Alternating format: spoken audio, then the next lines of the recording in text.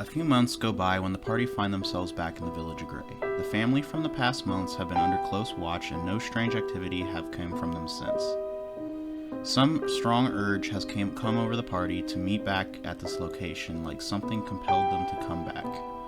The villages destroyed by the storm seem to be coming along nicely with rebuilding. What's strange is even though the population returned, the village still seems like a ghost town. The only person that seems to be around is an older man sitting outside of the local tavern. He appears to be crying as he stares at a drawing. The man is very drunk and will only utter the words "it took them" over and over before passing out. The drawing seems to be done by a child. In the drawing it shows a stick figure of a man, a young girl holding hands with a smiling sun in the background. Entering the tavern, the party will find the missing population drinking at tables as the barkeeper passes out drinks. The people talk and cry of how there is a damn house, they went and never came back, should have stopped them, etc. When talking to the people, they will tell the party not to go. When asking the barkeep, the only sober person in the room, he will tell the story of what's going on.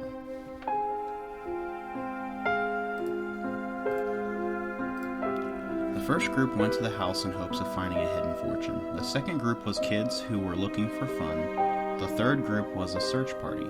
None were ever seen again. The barkeep keeps telling his story as the people weep more. He explains the house was owned by an evil witch. No one dared approach her as she walked through the town. Just looking into her eyes was enough to make the bravest warrior tremble. She would always take stray dogs and cats, and they were never seen again. She would lurk in graveyards and wander throughout the night. One night her house was set ablaze. Was it on purpose or accidental? No one really knew or cared at the time. The people were thrilled that the old witch would be dead and fear would vanish. Examining the remains of the house, a burned body and strangely a piano was recovered from the fire. Any attempts to move the piano was pointless. It did not budge, nor did it work. Years went by with no sign of the witch. Recently, something very out of the ordinary happened. The house was back, like no fire ever happened. What's even stranger is some nights people can hear piano music come from the house. The barkeep tells the party he can't offer much, but if the party is willing to help his people by exploring the house, he will be in the party's debt. The party might be willing to go for the hopes of finding the rumored gold that's hidden, or they may just want to be able to save the people lost in the house. The house has 3 floors, and at some points of being inside the house, the DM will play creepy piano music, triggering some kind of event. Once the music stops, things around the party seem to calm down. Resting in the house is risky due to the music playing throughout the rest, reducing max HP by 1d6 until the source of the music has been destroyed.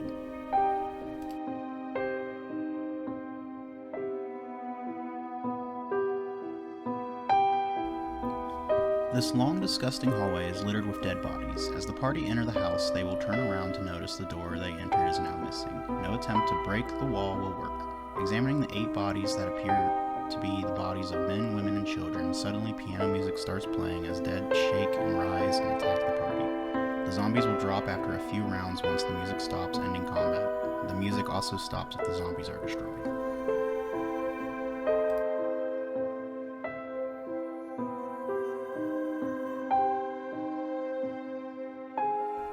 This room is full of pretty flowers, a stone bench, and a small water hole. A gate to the outside can be seen, but no attempt to leave the house will work. The party turn to see a man in the groundskeeper clothing. He does not seem to notice the party till spoken to. He raises his shovel and charges at the party. Inches from the player's face, he disappears, leaving muddy footprints but nothing more. 7 graves can be seen in this room, and a loud whisper can be heard upon entering. "I'm under the dirt." Digging up the graves, the party will find bones of people that have been buried. One of the graves will reveal the dead gravekeeper from the last room. He will be holding a bottle with the unknown black liquid. Taking the black bottle, the piano music will start playing as the gravekeeper springs up as aghast, and the bones turn and raise as skeletons. The music stops once the undead are destroyed.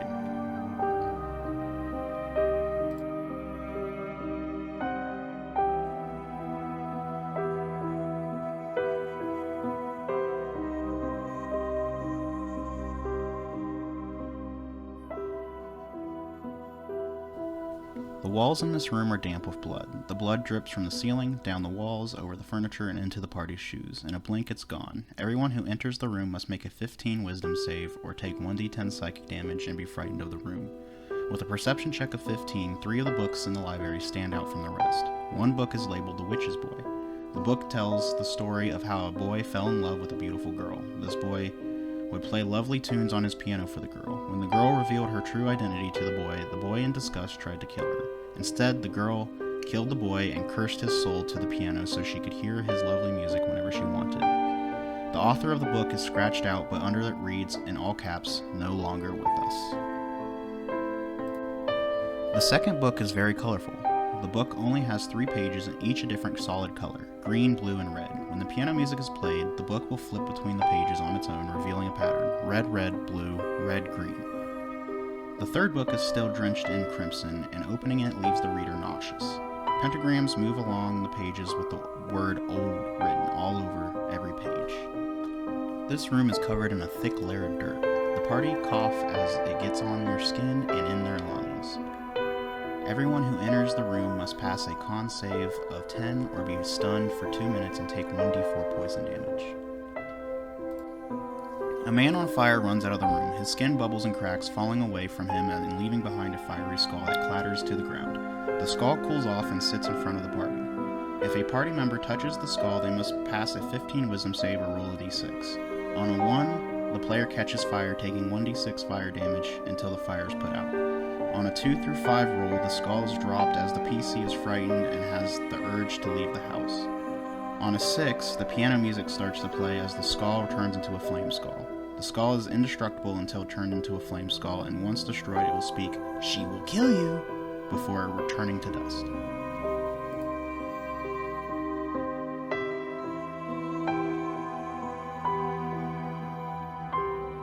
Three doors are shown in this room: a blue, a green, a red door.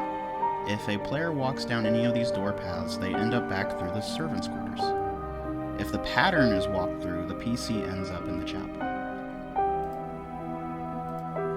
Drawings covering the walls of the chapel show angels' wings being cut off by monsters. The room is very dark and only those with dark vision or a light source can see.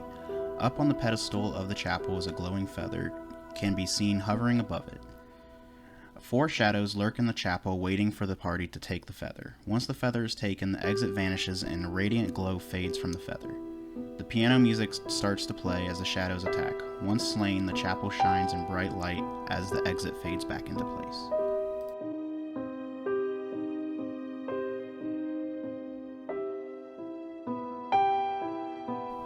This door is heavily magically locked. The only way to open the door is to find and place 3 keys on the 3 pedestals that sit in front of the door. Images are shown above each pedestal. The first image is a feather, the next is a necklace, and the third image is missing. The stairs to the second floor creak as the party make it to the top.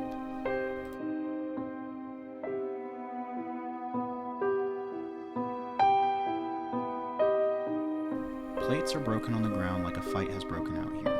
Most of the chairs around one large table are flipped to the ground. 3 dolls lay on the ground of the tipped chairs. Candy sitting in a bowl lies in the middle of the table with a note. The note reads, "No candy for naughty children." As soon as the candy is touched, the dolls spring to life as the piano music begins to play. The dolls twist and turn as they attack the party.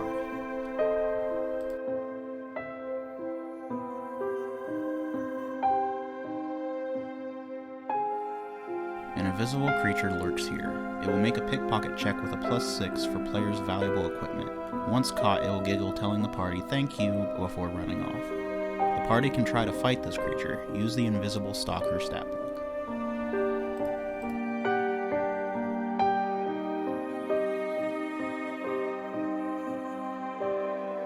A baby's cry, lost and abandoned. A scream, the sound of breaking glass, then silence. The door to the right is a closet with a hanging man inside. His pocket has the key to open the attic.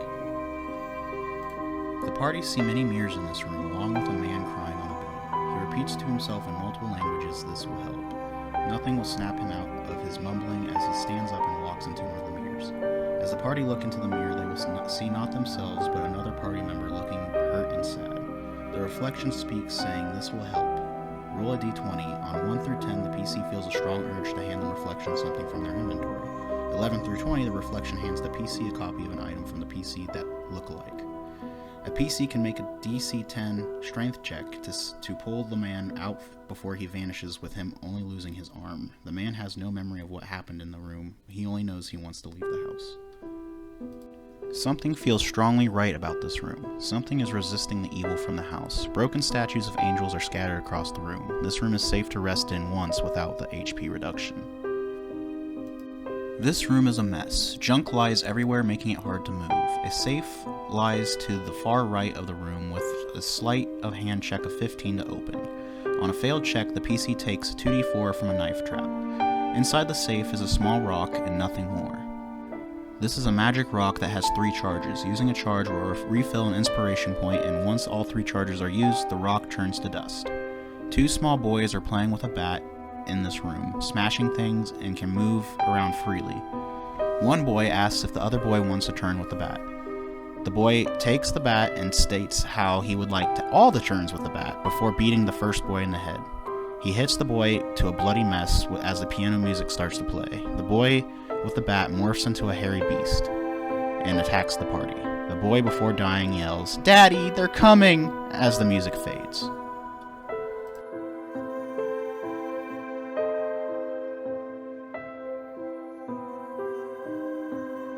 The stench of rotten blood covers the room.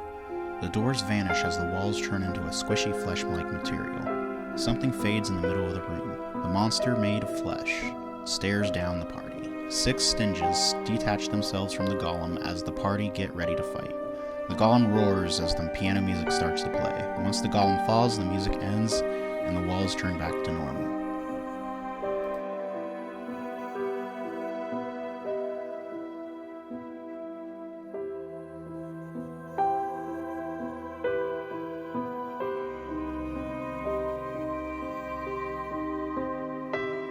Entering the room, the party will see a weak, feeble man as he works with body parts scattered across his table. He repeats, "He must be perfect this time. Must be." He really won't notice the party as he does his work. If physically touched, the man will be startled, falling to the ground.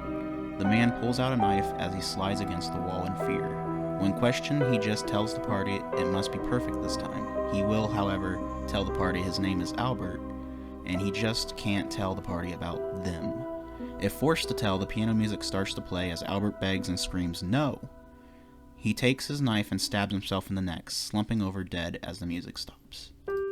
Notes are scattered everywhere on how to make the perfect person. Drawings are posted on the walls of the most attractive parts of different races, like elf ears and human hands. A picture can be found of a man from the last room and the 2 boys from the junk room. They seem to be happy in the photo, smiling. A big black box sits on the table in the room. With a sleight of hand check of 15, the box opens, showing 3 things inside.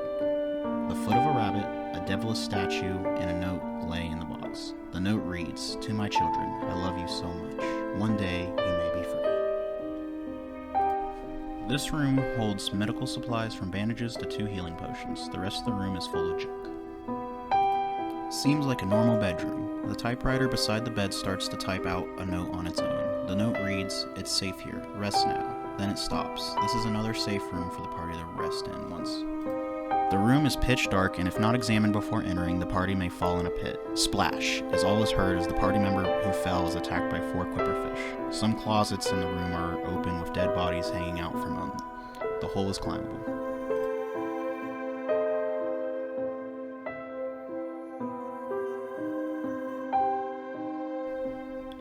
The door up to this room has 3 high-end locks that are difficult to lockpick. With 3 sleight-of-hand checks of 20, or by using the key, the lock will open, falling to the ground. The attic is full of piles of gold, silver, and expensive necklaces. Only one of the necklaces seem to be radiating magic. The 3 keys to open this room are the devil statue, magic necklace, and angel's feather. Putting the wrong item on one of the pedestals will result in the piano music starting to play. Party members must make a 20 wisdom save or be charmed until they take damage. Being charmed this way, rage consumes the party member as they must make an attack roll on the nearest target, being another party member. The music stops when the party is not charmed. Once the correct items are placed, they are destroyed, breaking the magic seal on the locks. A beautiful young girl is seen dancing next to a piano, telling it to play the song again. She's too entranced in her dance to notice the party. As the piano starts to play on its own, the light in the room flickers on and off. The party hear a voice in their mind telling them to set someone free in a young male's voice. The girl says she can't wait for the doctor to make a more suitable man for her to love. Destroy the piano, the male voice says. If the girl is spoken to, a fight is triggered as the music gets louder and the doors seal. This girl is the witch from the storybook and is in a coven with a sea hag and a green hag. Once taking a few hits, the hag pulls out a black gem and crushes it after saying, "Damn you!" She teleports far away after revealing her true hag self. Smashing the piano, the party will hear, "Thank you. Now finish this." No more music will be played as the doors unseal and the stairs to the basement are seen by the party. This room is safe to rest in.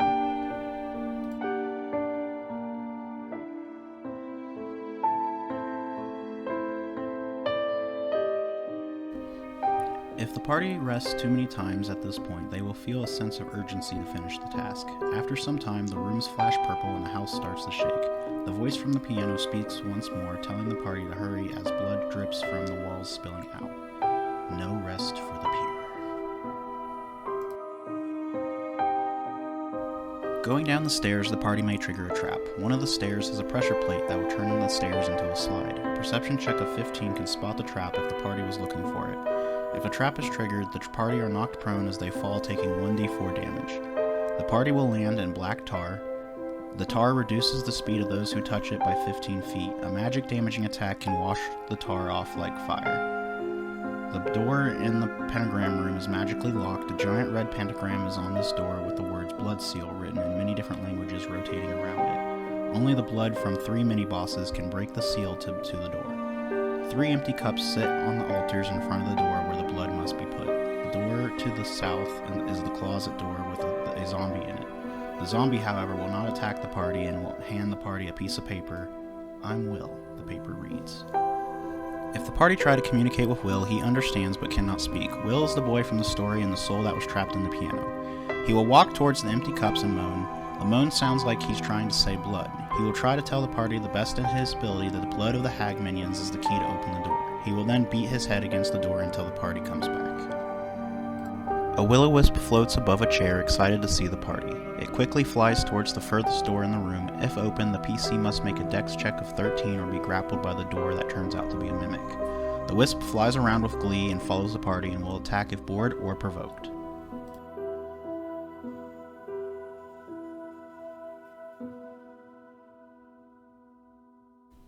A bridge with a large pit is shown. Those with dark vision can see spikes and dead bodies at the bottom of the pit. After everyone crosses the bridge, it will fall and will leave no way back unless the party find a moonstone in the next couple of rooms that will allow to see the invisible path back.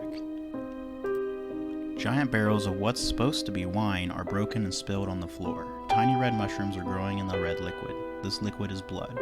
When moonlight shines on these mushrooms, they rise as a horde of 5 redcaps attack the party. Redcap blood is needed for the blood seal.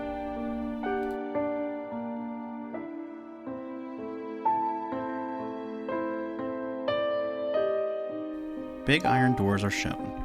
If a wisp is still with the party, it will show them the hidden keys to open the doors. The keys can be found normally with a perception check of 15. The door itself has 20 HP if forced open.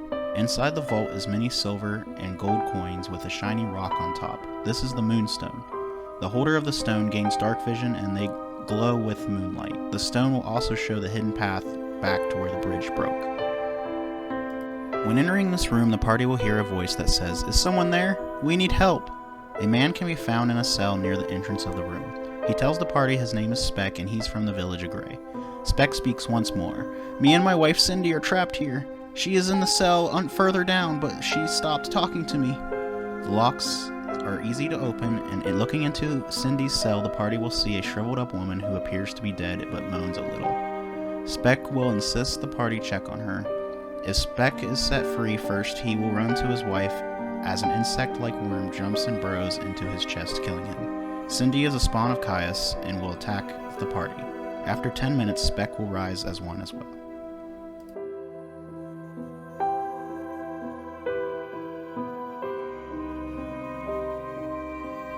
A doll similar to the dolls before sits in the kitchen table. It speaks over and over, "Hungry!" Rotten food is all over the room, but the doll will just chuck it at the floor. In the box in the room is a zombie arm that can be found. If the doll is given the arm, it will bite down on it and eat it all.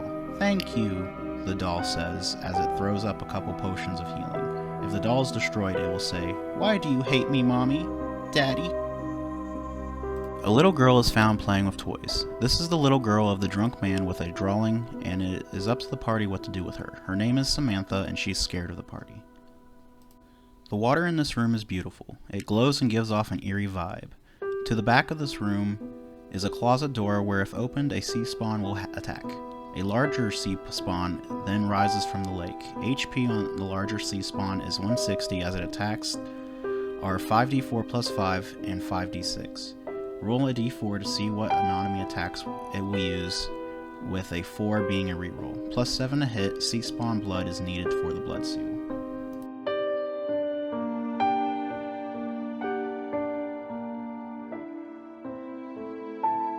Tiny frog-like creatures are running from the furnace room and the gymnasium room, pouring buckets of muddy water and trying to flood the place. These frogs are bullywogs, 3 of them total. The floor is difficult terrain and the bullywogs are hostile.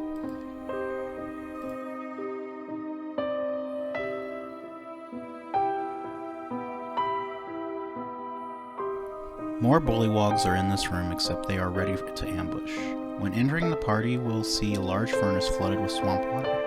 In the furnace and to the closet to the right hold bullywogs and advanced bullywogs. 6 bullywogs are in the furnace and 2 advanced bullywogs are in the closet.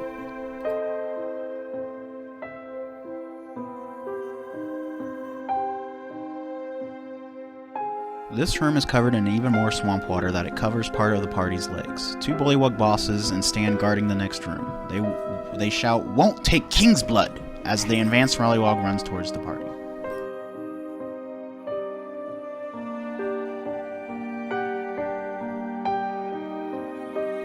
This large room has 3 exits, not including the way in. A large rug sits in the middle of the room. The doors open to the sewer tunnels, which take an hour to get through. The end of the tunnel always leads the party back to where they started. Under the rug is a bullywug lying in a pool of water. The bullywug quickly swims downward. Swimming down the hole, the party will end up in the crypt. Looking up, the water the party went through magically floats in the air. The party sees the bullywug wearing a small crown, opening up coffins. Combat begins with the bullywug king and a wight from one of the 2 coffins. The king will use his first action to try to open the second coffin with another wight inside. After combat, the party can climb back up and swim upwards. The king's blood is needed for the blood seal.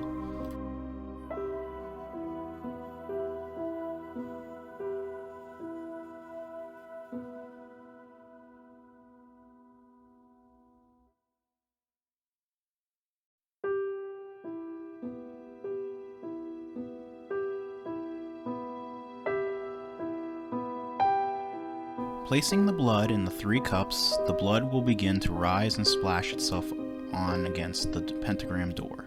The blood drips down the door as it slowly opens, revealing the path to the pentagram room. The party looks straight ahead and see the beautiful girl from before with 2 hags. One hag is a green hag, the other hag is a sea hag, with the beautiful girl being a night hag. They will not notice the party as they seem to be casting some kind of ritual. The night hag will be talking about how she got a second chance and how her home has been improved. She thanks the hags for joining in the coven and that soon the ritual will be completed. Messing with the ritual will stop the whole thing and will need to be started over. Before combat starts, the night hag crushes another crystal, teleporting each hag to a domain of theirs and the party randomly with them. A poison swamp is where the green hag will go. The middle of the sea is where the sea hag will go. The night hag will be on top of a volcano. The night hag can switch up where the party goes by using another crystal.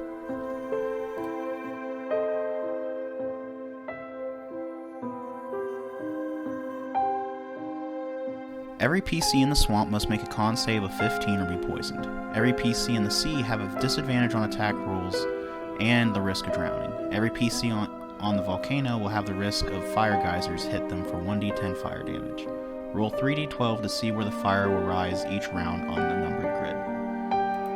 After the hags are defeated, the night hag will say in her dying words as the party end up back in the pentagram room, I just wanted to be beautiful. Why didn't he love me? I'm sorry. She stares at the party as she reverts back into her normal form, dropping a single crystal. The crystal can be used to teleport up to 120 feet once by crushing it. The house starts to shake as Will, the zombie from before, stumbles into the room. He falls onto the hag as his spirit rises, and once again the piano music plays. This time the music will be helpful to the party as they rush out of the house before it crumbles. Each party member must pass 3 out of 5 dex checks to make it out of the house without falling to debris. The piano will undo all traps, make the door reappear to the exit, and might save a party member. As the party make it out of the house crumbles, leaving a giant mess of rubble. The music plays on as the party can see hovering the hag's spirit with Will's spirit sitting by a ghostly piano. As the music stops, Will's spirit fades to a shiny dust and rises to the sky as the hag turns to black dust and falls into the ground. Returning to the village of Grey, the party can tell the people it's too late for those who passed, but the problem has been dealt with. The party will be left with an eerie feeling like they are being watched as the sky remains dark. The people will fear the party if they mention anything about the old one and say things like, "Why would you mention that?" in a shaky voice. They do not know much about what went on, but thank the party for potentially stopping his rebirth.